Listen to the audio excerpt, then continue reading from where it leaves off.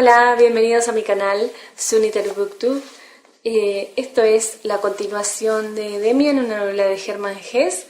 Dejo el vínculo del primer capítulo abajo en la cajita de información y vamos a continuar entonces con la tercera parte ya del capítulo 6 de este libro. Quedamos cuando Demian entraba en la construcción. Pisando tablas y pedazos de ladrillos, penetré en la construcción. Los muros exhalaban un turbio olor a frialdad húmeda y a piedra. Un montón de arena clara mancha gris resaltaba cerca. Todo lo demás se perdía en la oscuridad. De pronto una voz espantada pronunció mi nombre. «Sinclair, Dios mío, ¿cómo estás aquí?» Y una figura humana surgió junto a mí de las tinieblas. Un hombrecillo bajito y enteco, como un duende. Sintiéndome erizárseme el cabello, reconocí a Knauer, mi condiscípulo. «¿Cómo has llegado hasta aquí?», interrogó enloquecido. «¿Cómo has podido encontrarme?» No le comprendía. «No te he buscado», dije confusamente. Cada palabra me costaba un esfuerzo, y salía trabajosamente de entre mis labios muertos, torpes y como ateridos. Me miró atónito. «¿No me buscabas?» «No, algo me atraía hacia aquí. ¿Me has llamado tú?» «Tienes que haberme llamado. ¿Qué haces aquí? Es noche cerrada». Me enlazó convulsivamente con sus brazos delgados. «Sí, es de noche. No tardará en amanecer. Pensar que no me has olvidado, Sinclair. ¿Cómo has podido perdonarme?» «¿Qué cosa?» «Estuve tan injusto contigo». Solo entonces recordé nuestra conversación. ¿Cuántos días habían pasado desde ella? ¿3? ¿Acaso 5? A mi sentir toda una vida, pero ahora ya lo sabía de repente todo. Tanto lo que había sucedido entre nosotros como lo que me había llevado hasta allí y lo que Knauer intentaba llevar a cabo en aquel apartado lugar. ¿Querías quitarte la vida, Knauer? Se estremeció de frío y de miedo. Sí, no sé si habría podido hacerlo. Había decidido esperar a que amaneciera. Le saqué de la obra. Las primeras luces horizontales del amanecer brillaban indeciblemente frías y desmayadas en el ambiente gris. Tomé a Knauer del brazo y lo encaminé hacia la ciudad. «Vuelve ahora a tu casa y no le cuentes nada a nadie. Has perdido el camino, Knauer, y has andado extraviado y sin norte. No somos tampoco unos puercos como tú crees. Somos hombres. Creamos dioses y luchamos con ellos, y ellos nos bendicen». Seguimos andando en silencio y en silencio nos separamos. Cuando llegué a mi casa era ya de día. Lo mejor que aún hubo de aportarme a aquel periodo de mi estancia en X fueron algunas horas con Pistorius, oyéndole tocar el órgano o viendo arder el fuego en la chimenea de su habitación. Descifrábamos juntos un texto griego sobre Abraxas. Me leía fragmentos de una traducción de los Vedas y me enseñaba a pronunciar la sagrada Om. Pero lo que propulsaba mi evolución interior no era esta ocupación erudita, sino algo totalmente contrario. Lo que verdaderamente me hacía bien era el progreso de mi conocimiento de mí mismo. Mi confianza creciente en mis propios sueños, ideas e intuiciones. La revelación cada día más clara del poder que en mí mismo llevaba. Con Pistorius me entendía a maravillas. Me bastaba pensar intensamente en él para verlo aparecer a poco en busca mía o recibir algún mensaje suyo. Como a Demian podía preguntarle cualquier cosa sin que estuviera presente. No tenía más que fijar en él mi pensamiento y formular mentalmente con máxima intensidad mis preguntas. Toda la fuerza psíquica puesta así en la interrogación retornaba enseguida a mí hecha respuesta. Pero en estos casos no era la persona misma de Pistorius la que yo me representaba, ni tampoco la de Max Demian, sino aquella otra por mí soñada y dibujada, la imagen onírica medio masculina y medio femenina de mi demonio familiar. Esta imagen no vivía ya solo en mis sueños ni pintada en un papel, sino dentro de mí, como un deseo y una superación de mí mismo. Mis relaciones con Nauer, el infeliz. Mis relaciones...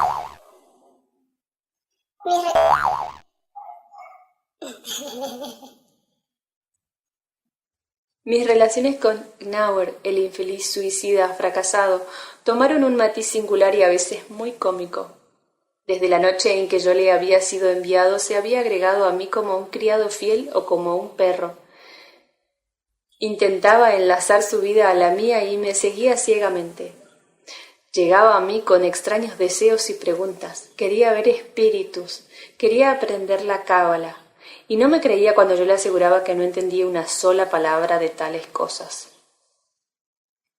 Me suponía dueño de toda clase de poderes sobrenaturales, pero lo más extraño era que muchas veces acudía a mí con sus singulares e ingenuas preguntas, precisamente en los momentos en que yo forcejeaba por resolver en mí algún problema. Y sus caprichosas ocurrencias me proporcionaban a menudo la clave buscada o el impulso necesario para llegar a ella.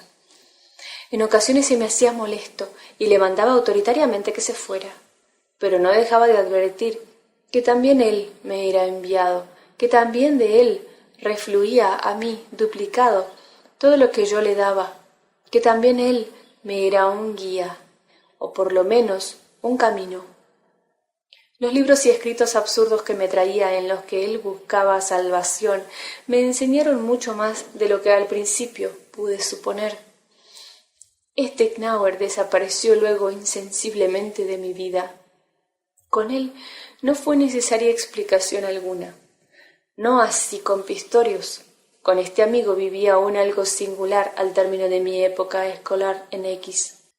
Todo hombre, por bondadoso que sea, tiene que vulnerar una o varias veces en su vida las bellas virtudes de la piedad filial y la gratitud. Tiene que dar alguna vez el paso que le desliga de sus padres y de sus maestros, y sentir algo de la dureza de la soledad, aunque en su mayoría no puedan soportarla mucho tiempo y vuelvan pronto a someterse. De mis padres y de su mundo familiar, del mundo luminoso de mi bella infancia, no me había yo separado con violenta lucha, sino en un paulatino alejamiento pausado y casi imperceptible. Esta separación me apenaba y me procuraba a veces horas muy amargas en mis visitas al hogar. Pero su dolor no penetraba verdaderamente hasta mi corazón. Podía soportarlo. Muy distinto es cuando nuestra veneración y nuestro cariño son ajenos a todo hábito y corresponden a una pura inclinación personal, cuando de todo corazón hemos sido el amigo o el discípulo. En estos casos es un instante amargo y terrible, aquel en el que vislumbramos de repente que la corriente dominante en nosotros quiere apartarnos de la persona querida. Cada uno de los pensamientos que rechazan al amigo o al maestro se vuelve entonces con aguijón envenenado contra nuestro propio corazón, y cada uno de los golpes que asestamos nos hiere de retorno en el rostro. En aquel que creía seguir una propia moral superior surgen las ideas de traición e ingratitud como reproches y estigmas vergonzosos, y el corazón, asustado, huye temeroso a refugiarse en los amados valles de las virtudes infantiles, sin resignarse a creer que también ha de ser consumada esa ruptura y quebrantado este lazo.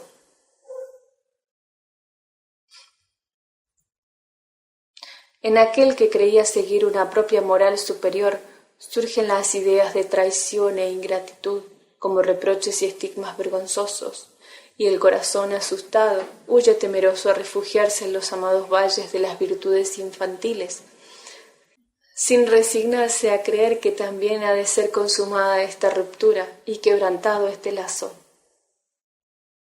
Poco a poco había ido naciendo en mí un sentimiento opuesto a seguir aceptando tan incondicionalmente a mi amigo Pistorius como guía. Durante los meses más importantes de mi adolescencia, toda mi vida había girado en torno de su amistad, su consejo, su consuelo y su presencia. Dios me había hablado por su mediación, y de su boca habían vuelto a mí sus sueños, aclarados e interpretados. Me había inspirado el valor de mí mismo, y sin embargo sentía crecer en mí intensas resistencias contra él. Sus palabras contenían demasiadas enseñanzas. Sentía que él no había llegado a comprender sino una parte de mí mismo. Entre nosotros no hubo disputa ni escena ninguna, no hubo ruptura, ni siquiera un ajuste de cuentas. No hubo más que una sola palabra mía, inofensiva en sí, pero que señaló el momento en que una ilusión se rompió entre nosotros en irisados pedazos. El presentimiento que venía pesando sobre mí tiempo atrás se hizo ya ideación consciente un domingo en el viejo cuarto erudito de Pistorius. Tendidos ambos en el suelo ante el fuego, me hablaba él de los misterios y los dogmas religiosos que estudiaba, meditando sobre ellos y sobre su posible porvenir. Mas para mí todo aquello era más curioso e interesante que realmente vital. Me sonaba a erudición, a fatigada rebusca bajo las ruinas de mundos pasados, y de repente sentí una gran repugnancia contra toda esta actitud espiritual, contra este culto a las mitologías y este mosaico de viejas doctrinas religiosas. Pistorius, dije de pronto con súbita malignidad que a mí mismo me sobrecogió. Debería usted contarme otra vez algún sueño, pero un sueño verdadero, un sueño soñado realmente por usted una noche. Todo eso de que me está usted hablando es tan endemoniadamente arqueológico. Nunca me había oído hablar mi amigo así, y yo mismo advertí en el acto con sobresalto y vergüenza que la flecha que le disparaba hiriéndole el corazón la había tomado de su propia aljaba, pues dirigía ahora contra él, malignamente aguzado, un reproche que le había oído hacerse a sí mismo en tono irónico. Pistorius lo sintió enseguida y enmudeció en el acto. Asustado ante mi propia obra, le vi palidecer terriblemente. Después de una larga pausa penosa, colocó un par de leños más en la chimenea y dijo con voz serena y apagada: «Tiene usted razón, Sinclair. Es usted un muchacho muy inteligente. No volveré a importunarle con mis arqueologías». Hablaba muy serenamente, pero yo advertí en sus acentos el dolor de la herida. ¿Qué había hecho yo? Tuve que contener las lágrimas.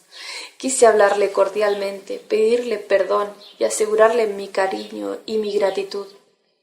Palabras llenas de emoción acudieron a mi pensamiento, pero me fue imposible decirlas. Callé y seguí contemplando el fuego de bruces en el suelo.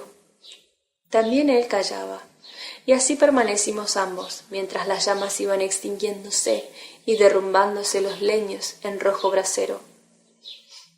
Con cada llama que palidecía sentía yo extinguirse y desaparecer algo muy bello e íntimo que no podía ya volver.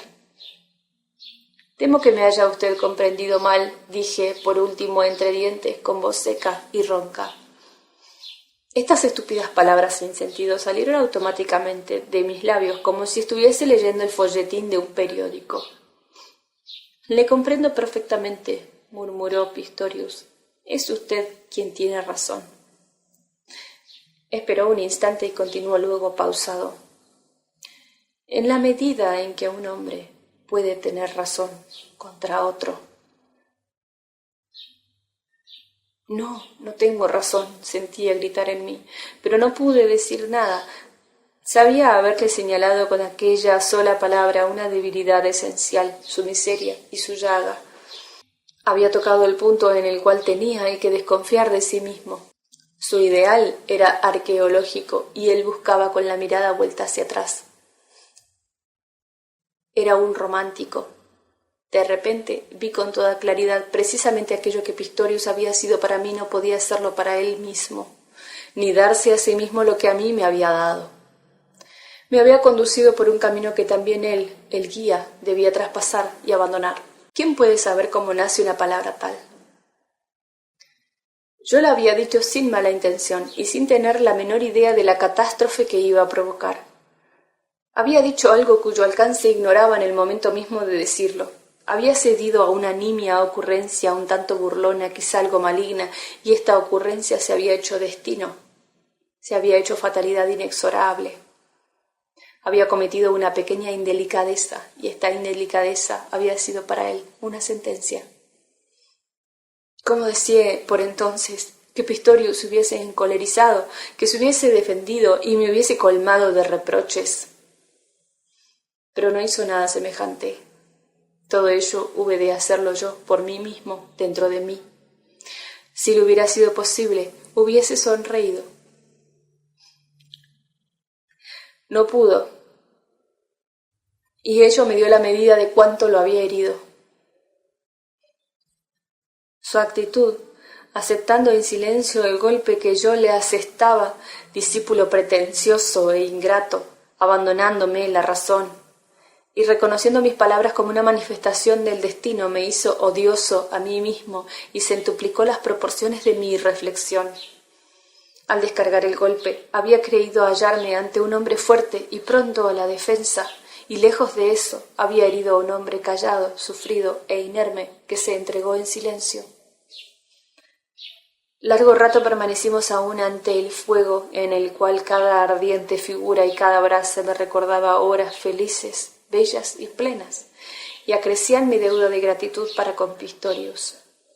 Al cabo no pude resistir más, me levanté y salí. A la puerta de la habitación, en la escalera oscura, y luego ya en la calle, ante la casa, me detuve una y otra vez largo rato con la esperanza de verle acudir aún en busca mía. Luego seguí adelante y anduve horas y horas a través de la ciudad y de los suburbios, a través del parque y del bosque, hasta la noche. Por primera vez sentí la señal de Caín sobre mi frente.